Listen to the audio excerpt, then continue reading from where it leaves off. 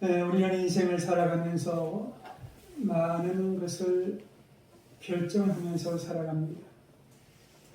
이 사업을 결정하고 또 결혼 배우자를 결정하고 진도를 결정합니다. 그런데 그 결정에서 중요한 것은 그 결정의 기준이 되는 우선순위입니다.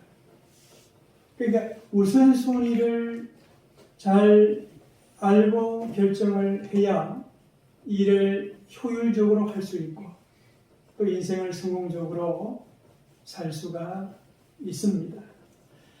대개 한국 사람들은 중요한 일에 우선순위를 둔다고 합니다. 일이 중요합니다. 집보다, 친구보다, 사람보다 일을 더 중요하게 여깁니다. 어쩌면 그렇게 일 중심의 삶을 살아서 오늘 우리나라가 잘 살게 되었는지도 모릅니다. 우리나라 역사를 보면 새마을 운동이 있었습니다. 잘 살기 운동입니다. 잘 살아보세, 잘 살아보세, 우리도 한번 잘 살아보세 하면서 열심히 살았습니다.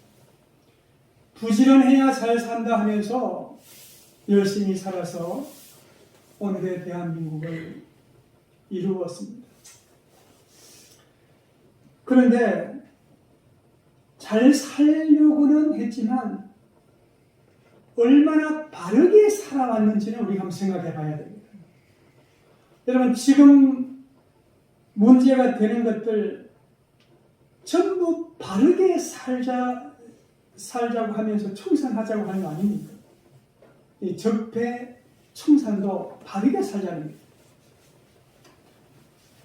이제는 우선순위를 잘 사는 것보다 바르게 사는 것에 두사는 것입니다.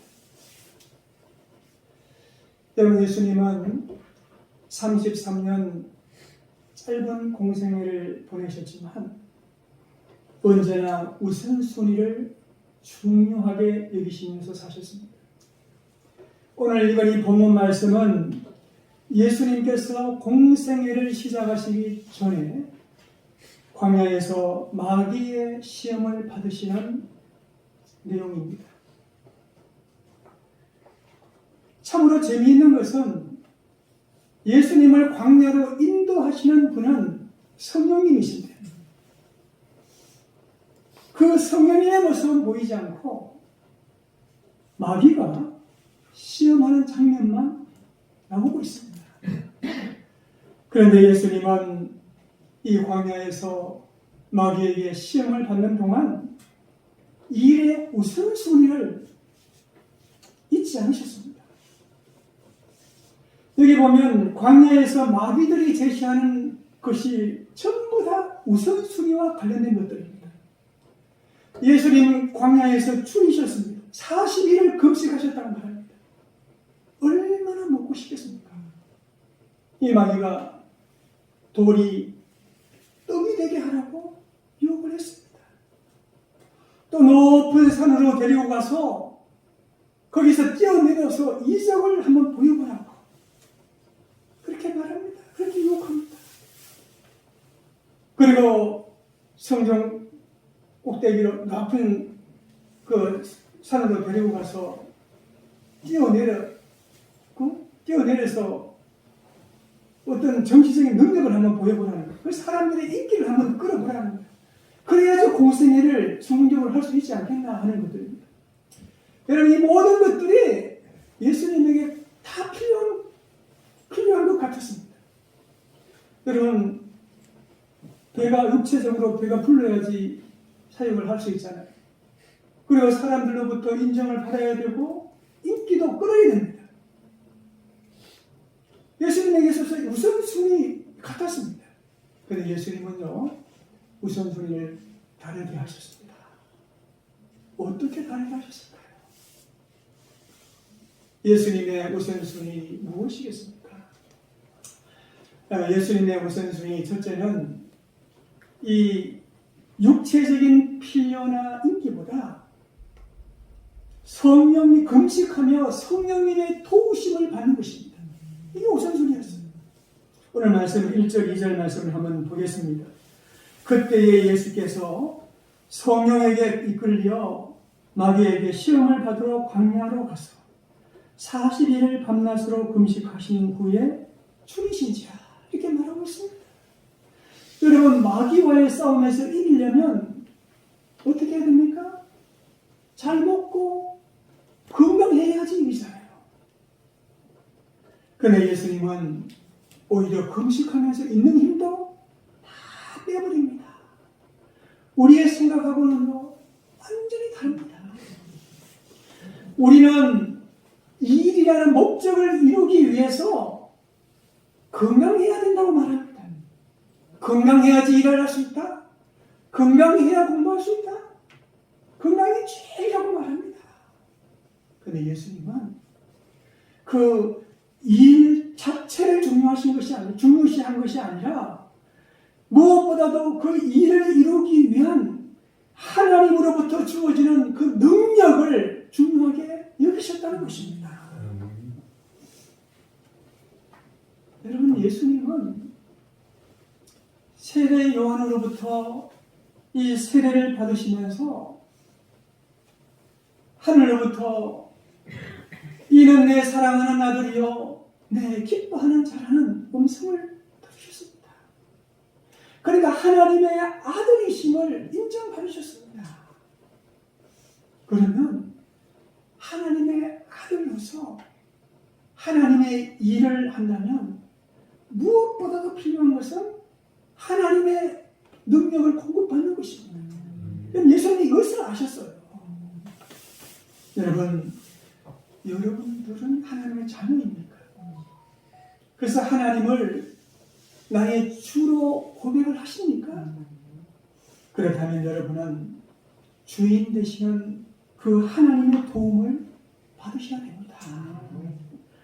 하나님의 주인됨을 인정하는 것은 하나님의 도움이 없이는 아무것도 할 수 없다는 것을 말하는 것입니다. 예수님은 이 마귀와의 시험에서 주 너희 하나님을 시험하지 마라.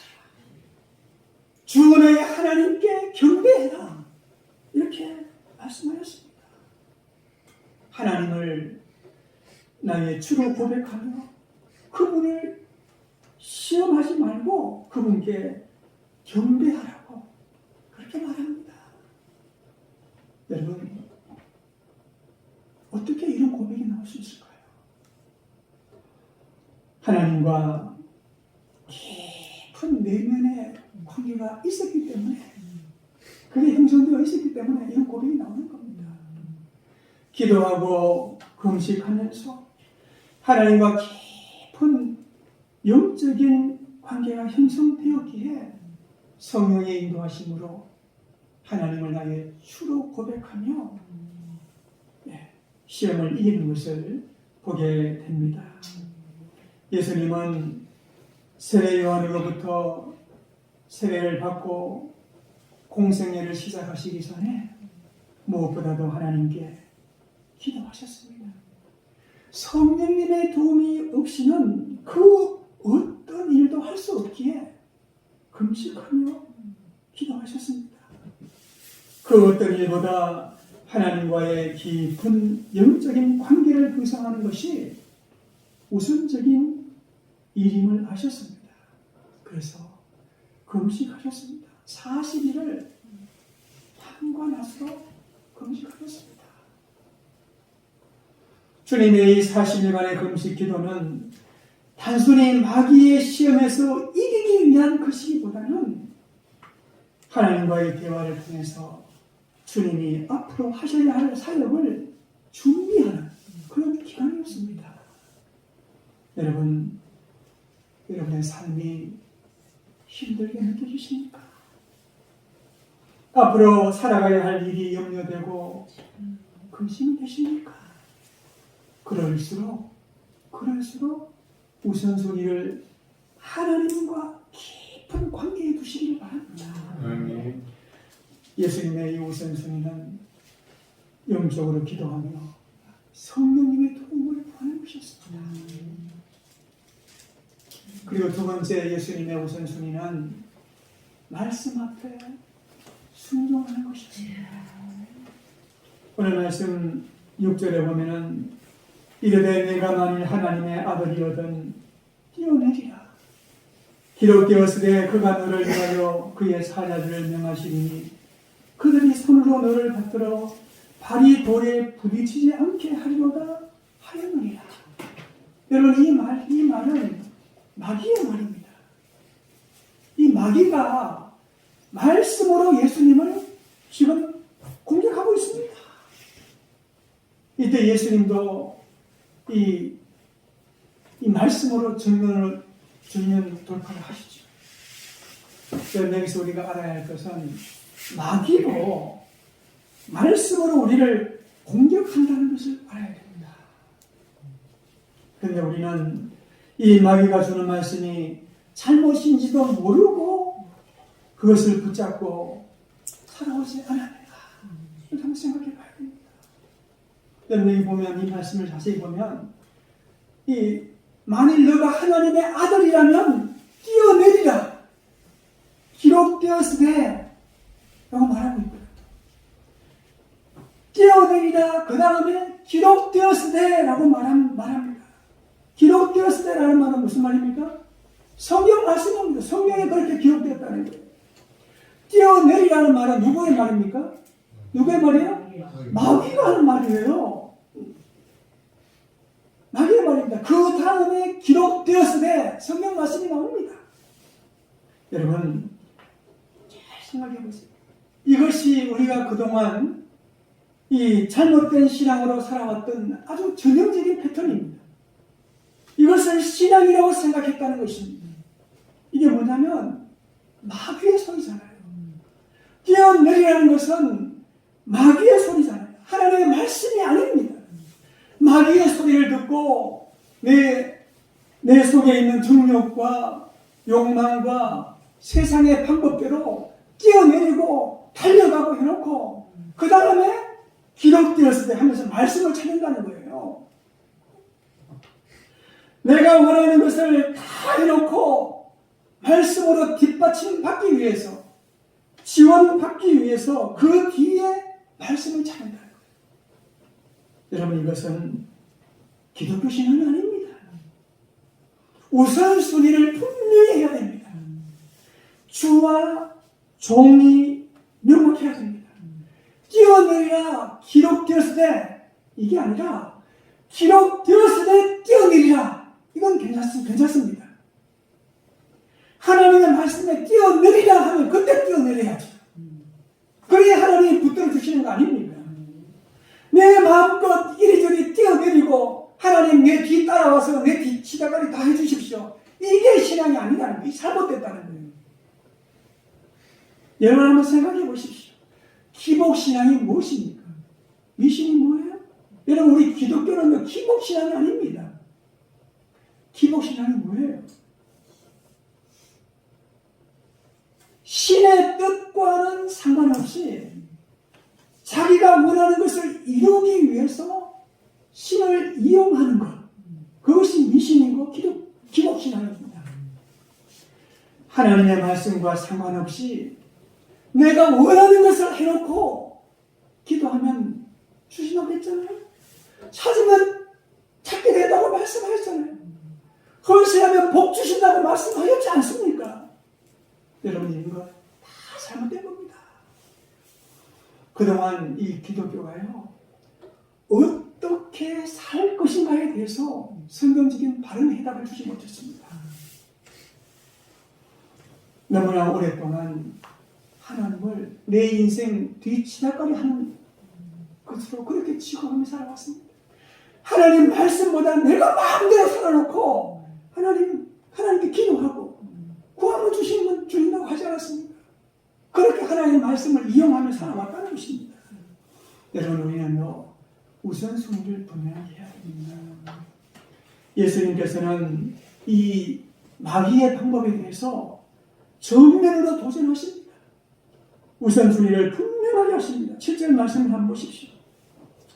예수께서 이르시되 또 기록되었으되 주 너의 하나님을 시험하지 말라 하였느니라.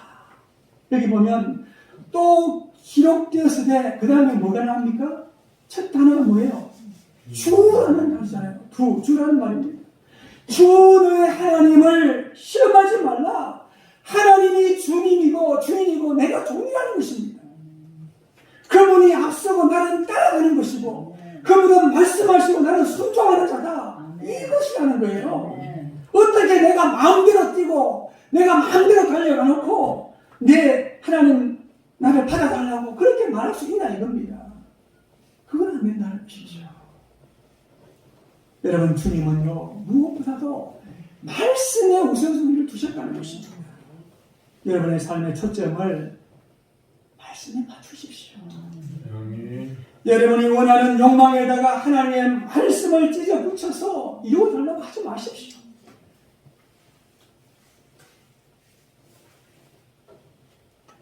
여러분이 말씀을 우선 순위에 두고 살아갈 때 하나님께서 함께 주십니다. 하나님 도와주십니다.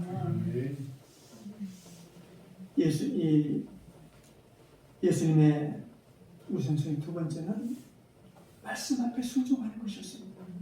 마지막 세 번째 예수님의 이 우선순위는요, 정체성을 분명히 하는 겁니다. 여러분 오늘 말씀 보면 마귀가 계속 공격하는 게 뭡니까?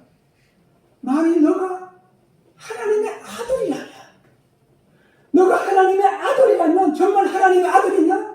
너가 정말 하나님의 아들이라면 이렇게 지금 공격하고 있습니다. 이것은 정체성을 흔드는 질문이에요. 너가 정말 하나님의 아들이라면 내 말대로 한번 해봐라.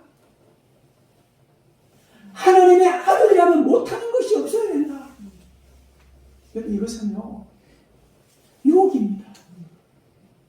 예수님은 이 유혹 앞에 더 이상 대꾸할 필요가 없었습니다. 만약에 대꾸를 했다면, 그래서 능력을 드러내었다면 사람들에게는 인기를 얻었을 겁니다. 그러나 마귀와의 싸움에서는 지는 것이죠. 왜냐하면 마귀의 말을 들었으니까. 여러분, 우리의 정체성은요 남들이 알아주지 않아도 분명합니다. 내 안에 예수 그리스도가 계신다면 나는 하나님의 자녀입니다. 너가 예수 믿는 사람이라면 한번 능력을 보여봐라. 예수 믿는다고 하면서도 별 수 없네. 이런 비아냥 그림과 유혹에서 여러분 자유하시기를 바랍니다. 아멘. 나의 삶에 있어서 우선순위는 내 정체성이 되어야 됩니다. 항상 내가 어떤 사람인가를 먼저 생각하십시오. 무슨 말을 할 때도 내가 어떤 사람인가, 무슨 거래를 할 때도, 어떤 사업을 성사시킬 때도 내가 어떤 사람인가를 먼저 생각하십시오.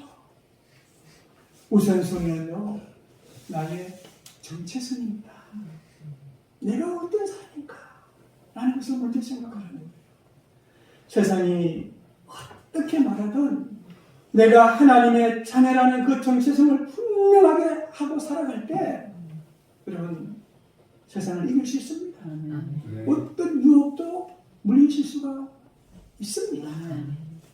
여러분 모두 우선순위를, 여러분 인생에서 우선순위를 분명하게 해서 세상의 어떤 유혹으로부터도 자유하고 승리하는 하나님의 사람들 다 되시기를 주님의 이름으로 축원드립니다.